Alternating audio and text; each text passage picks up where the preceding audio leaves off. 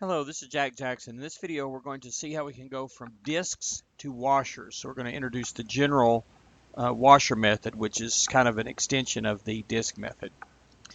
This is for finding volumes of revolution where the revolving strip is perpendicular to the axis of revolution. So in the previous example, we revolved the region in the xy plane about a line where the line was a boundary of the region. We made rectangular strips that were perpendicular to the axis of revolution. Revolving each of these strips produced a circular disc, like a thin coin. These conditions are what leads to the disk method of computing a volume of revolution that we just demonstrated in the previous video. Next, we're going to generalize this method slightly to obtain the washer method for finding volumes of solids of revolution. In the washer method, we need the area in the xy plane to be revolved about a line in the xy plane. We also need the region to be subdivided into strips that we approximate with rectangular strips. These rectangular strips must be perpendicular to the axis of revolution. So far, this is exactly the same as the setup for the disk method. However, we will now no longer require a boundary of the region to be along the axis of revolution. We'll see that instead of a disk, like a coin shape, for the revolutions of rectangular pieces, we'll obtain a washer shape. So we're going to illustrate this with the following problem. Revolve the region bounded by the curves y equals 5 minus x squared and y equals x plus 3 about the x-axis and compute the volume of the resulting solid. So we're going to start by graphing these two functions, and we solve this simultaneous system of equations by substituting x plus 3 on the left side and say x plus 3 equals 5 minus x squared.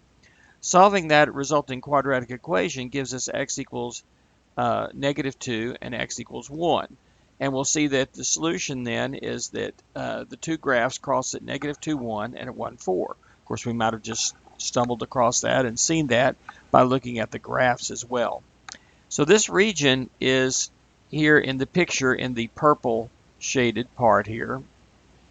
And we can approximate this region area with a right Riemann sum.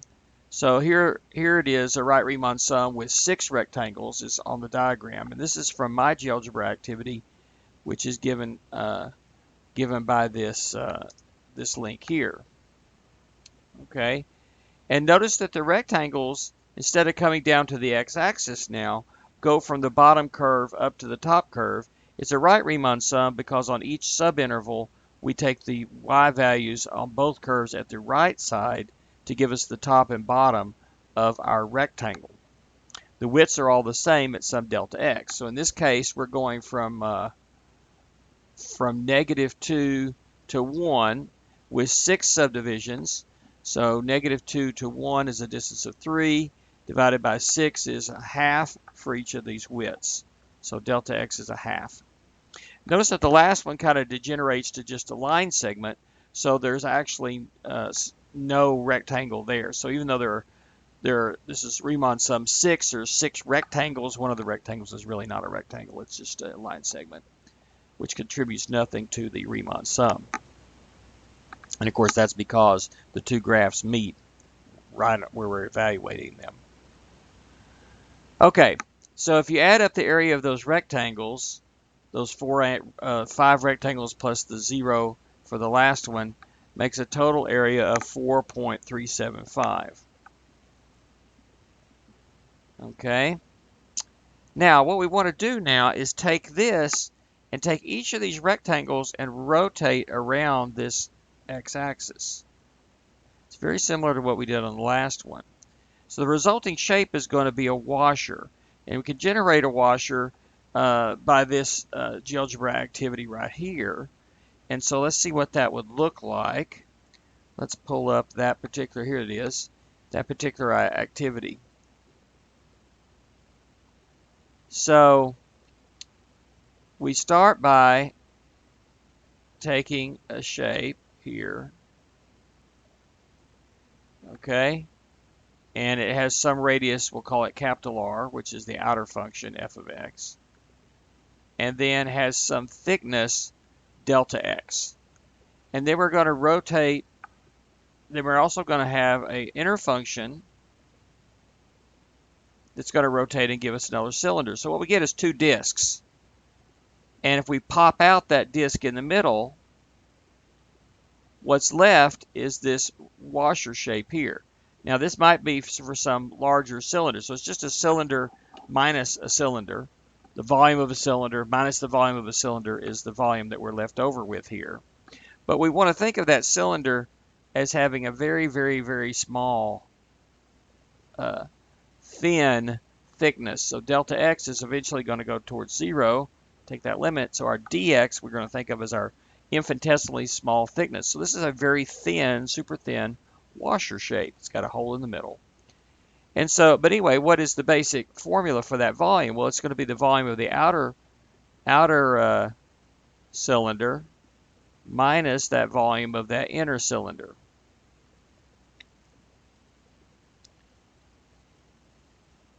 And then it's going to be a very thin slice when we do that. Okay.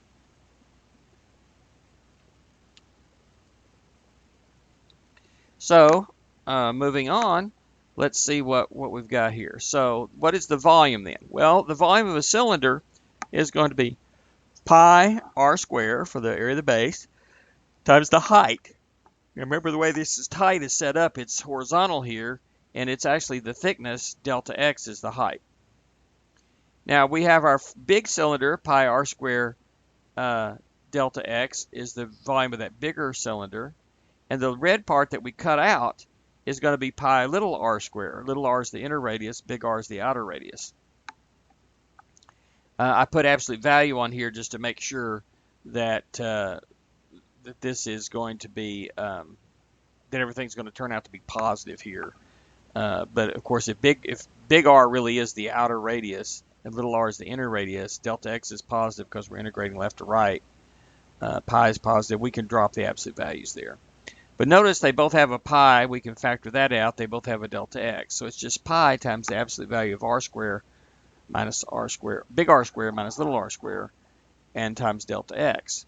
Big R squared is our f of x for the top, and little r squared, or little r, big R is f of x for the top, little r is g of x for the bottom curve. And so here's another activity that that we can go to see what happens when we look at these spinning these washers around. So let's actually go to that activity here. This one washer method revamped. And so what we're going to have here is we enter in our functions. Okay, so here's the app. What we're going to do is type in our functions here. Our f of x is going to be the one on the top. And let's see, we used 5 minus x squared for this example. And the bottom curve, we used x plus 3. Okay. And we went from -2 to 1. And let's see if I can. Oh, not that far. Come back. Let me see if I can zoom in a little bit on this. Okay, so there we go. Let's look at. Let's start with 6 rectangles. So those are the same rectangles that we just looked at. There's the same function. It's just kind of lying down in a plane. We're kind of looking at it from an angle. But there's the curve in the plane for the top. There's the curve for the bottom. This is at x equals -2 is right here, and x equals 1 is right here. This is the x-axis. The green is the y-axis. And now we want to start spinning it. So let's watch this closely as it spins.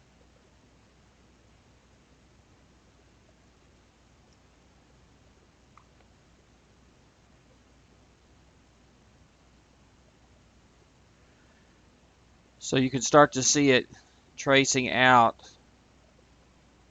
the shape as it spins.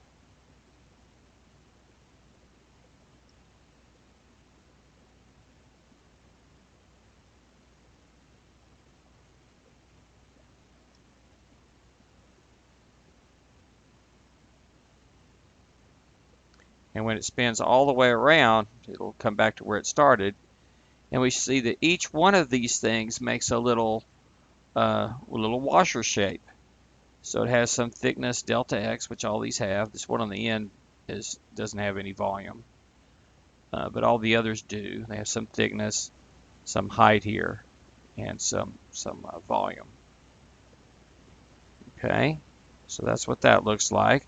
And of course, if we take the number of rectangles and make it bigger, then we get the number of washers to be bigger, and we get closer to the actual thing that we're looking at.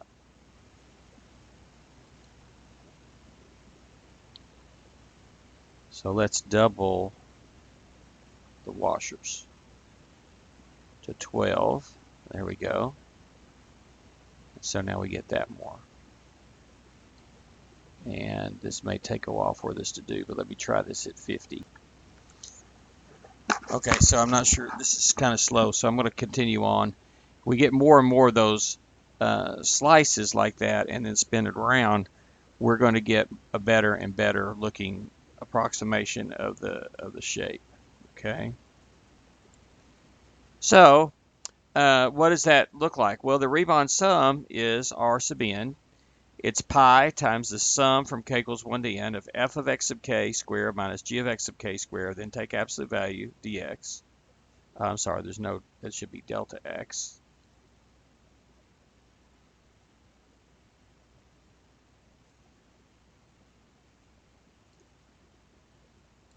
Later on it becomes dx whenever we take a limit.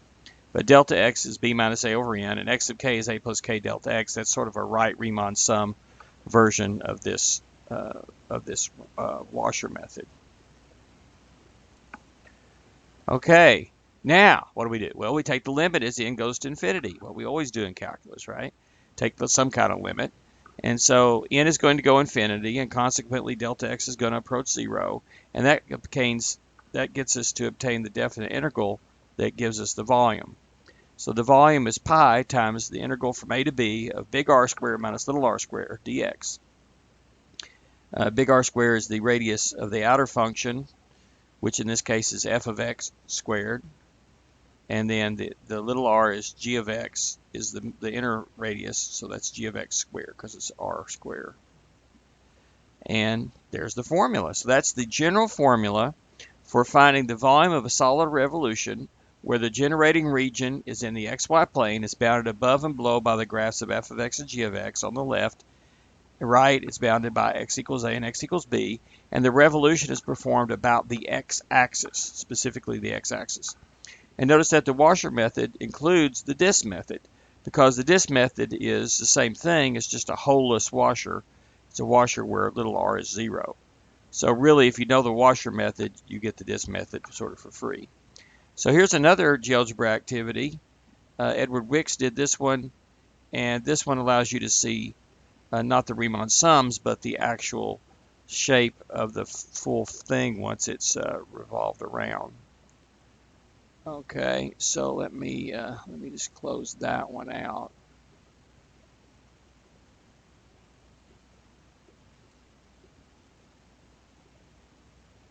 Okay, so here's the washer method. Yeah, here's the one I have. 5 minus x squared for the top curve, x plus 3 for the bottom curve. Rotate about y equals some constant, y equals 0 is the x-axis. Lower bound is from -2 to upper bound is 1. So here's the region in the xy plane that we're revolving. And then over here is going to be what's going to happen when we revolve it. So watch this region start to move around as I move this, as I slide this slider. And you can see it picking up a little bit more and more of the shape as it goes around.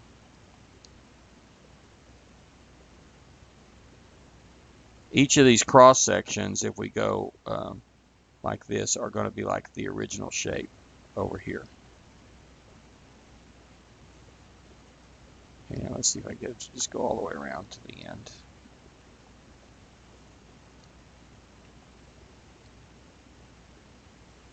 And eventually it's going to connect back up to the original shape. I go on a full 360 degrees or 2 pi radians on a revolution, and that is what the shape looks like. So on the outside it's a like a part of a parabola here, revolved around. The inside it's a straight line revolved around. Straight line revolved around gives you a cone, or a portion of a cone in this case. And then we get this. So it's kind of like a ring. The inside of it's cut out kind of like a funnel, and then the outside is more like a ring, not a circular ring, but so there's kind of a bowl shape there. You can kind of see the outside of it there, and you can kind of look at it from various sides what it might look like. Okay, so that's what we're looking at. Has a hole in it. Right, that hole is basically has a radius of well, 1, because this goes from -2 0 up to -2 1. So that's a radius of 1 is the radius of this hole right here. The radius of this rim right here is 4, because it's from 0 to 4 here. So that's a diameter of 8 across the widest part here, and a diameter of 2 across the inner part of that hole. All right, so anyway, that's what the shape looks like. So now let's actually go in and compute the volume. We're going to use the formula we just did.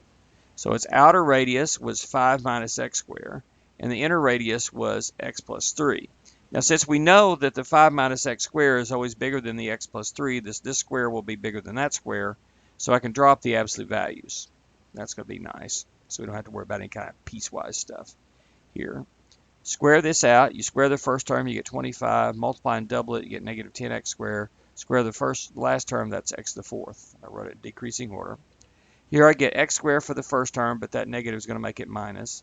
I get 3 squared is 9. That makes it negative 9 for the last term. Multiply and double would be positive 6x, but then that negative is going to make it minus 6x.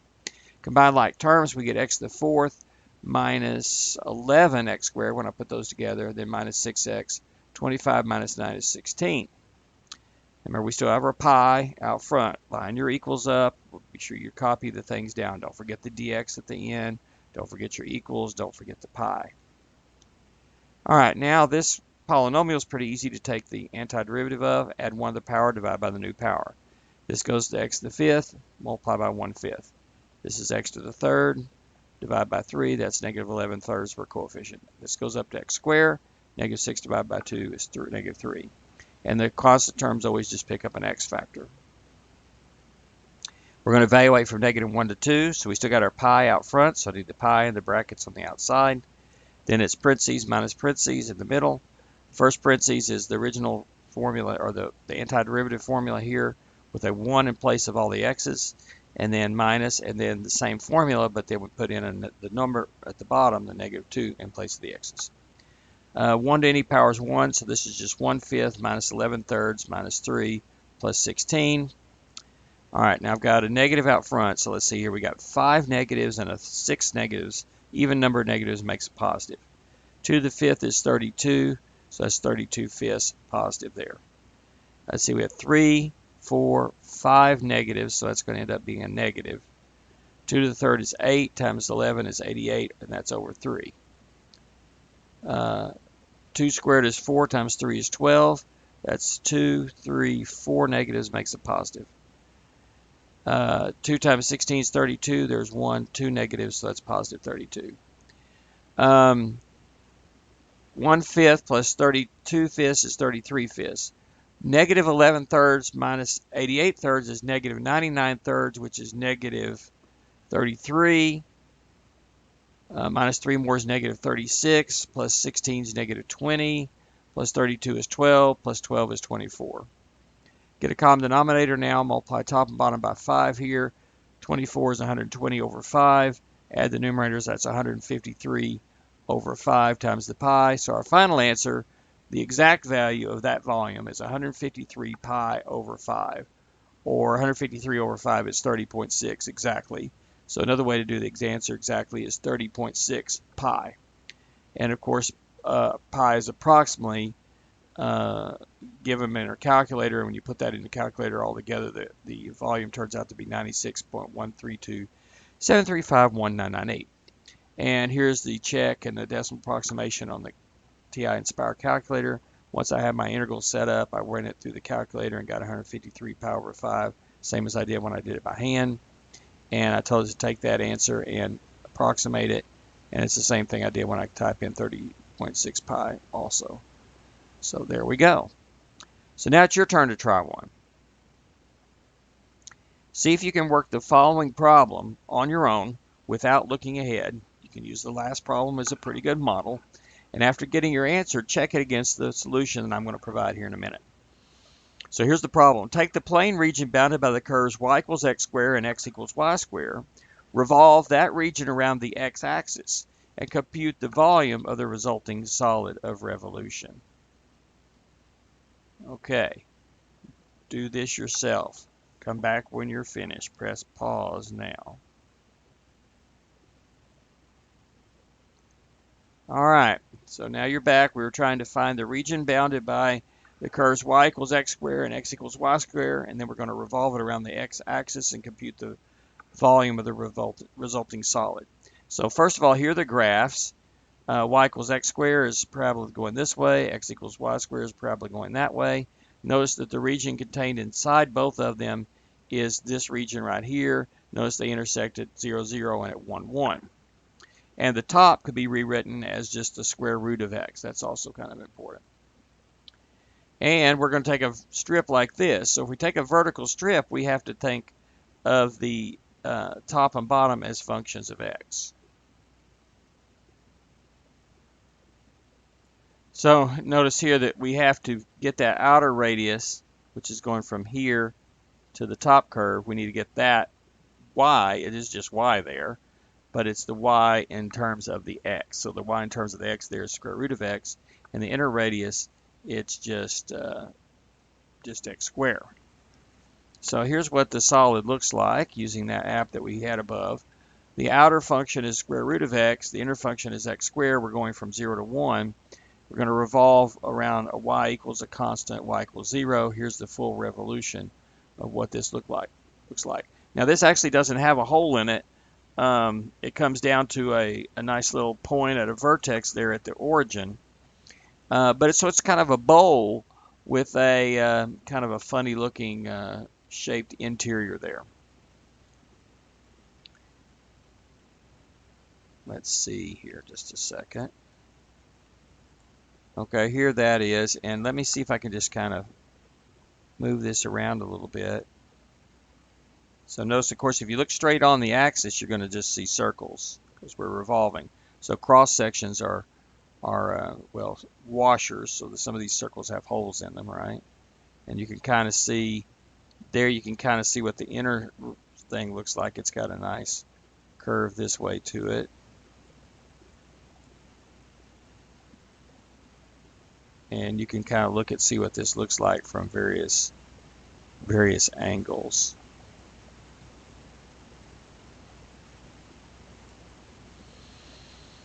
Okay. All right, let's compute that volume. So our volume is pi times big radius squared times little radius squared. Big radius is square root of x. Little radius is x squared. Okay, and we can drop the absolute value there. So that's the square root of x squared minus x squared. Square root of x squared is just x. X squared squared is x to the fourth. Okay, so that's pretty simple. This goes up to x squared divided by the new power, so that's 1/2 x squared. This goes up to x to the fifth times 1/5. Evaluate from 0 to 1. The zeros give us 0. 1 to any power is 1, so we just get a half minus a fifth. 1/2 is 5/10. A fifth is 2/5. 2/10.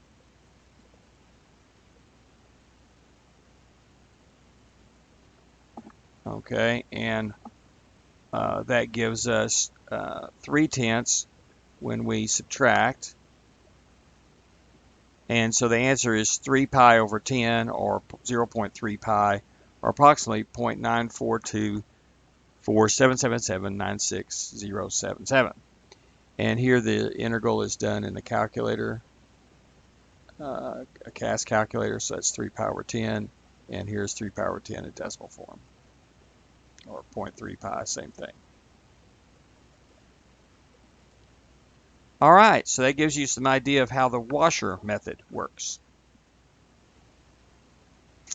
In the next video, we're going to introduce the shell method, which is another method for doing surfaces or volumes of revolution. So you're either going to use the shell method or the washer method, depending on which way your strips are oriented relative to your axis of revolution.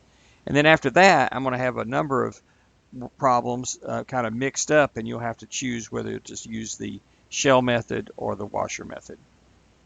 See you back in the next video.